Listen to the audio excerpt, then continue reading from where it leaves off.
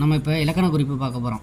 நம்மளுக்கு எக்ஸாமில் இதேமாரி தான் வரும். தாங்குரு உம் அப்படின்னு வந்துச்சுன்னா என்னான்னு கேட்குறாங்க. இது வந்து அளபடையில் அளபடை எப்படின்னா ரூ எடுத்து ஊ வருதா, இது வந்து கேப்சூர் வரும். தாங்குரு உம் இது வந்து இன்னும் அளபடையில் வருது. அளபடைன்னா என்னென்னா நம்மளுக்கு வந்து நீங்கள் வந்து ஷார்ட்கட்டாக பார்த்தீங்கன்னா ஊன்னு வந்தால் இன்னிசை அளபடை போடுங்க. அது ஆனால் கரெக்டான வார்த்தை இல்லை. மூவசை நெடில் குறில் ஓரசையா, குறில் நெடில் ஓரசையா, இருகுலொற்று மூவசை வந்தால் இன்னிசை அளபடை. இன்னிசை அளபடை என்னான்னு கேட்டிங்கன்னா ஒன்று ஷார்ட்கட் ஊ வந்தால் வச்சுங்க. ஆனால் அது இலக்கண ரீதியாக சரி கிடையாது. மூவசையாக பிரிச்சிங்கன்னா மூவசை சீராக வந்துச்சுன்னா ஒன்று நெடில் ஒற்று, குறில் நெடில் குறில் ஒற்று, இப்படி மூவசையாக வந்துச்சுன்னா இன்னிசை அளபடை. அடுத்து பார்த்தீங்கன்னா வல் விரைந்துனா வல்லுனாலும் விரைந்து தான், விரைந்துனாலும் விரைந்து தான், ரெண்டு ஒரே பொருள். அப்படியே ரெண்டு பொருள் ஒரே வாட்டி தந்தால் அது ஒரு பொருட்பன்மொழி.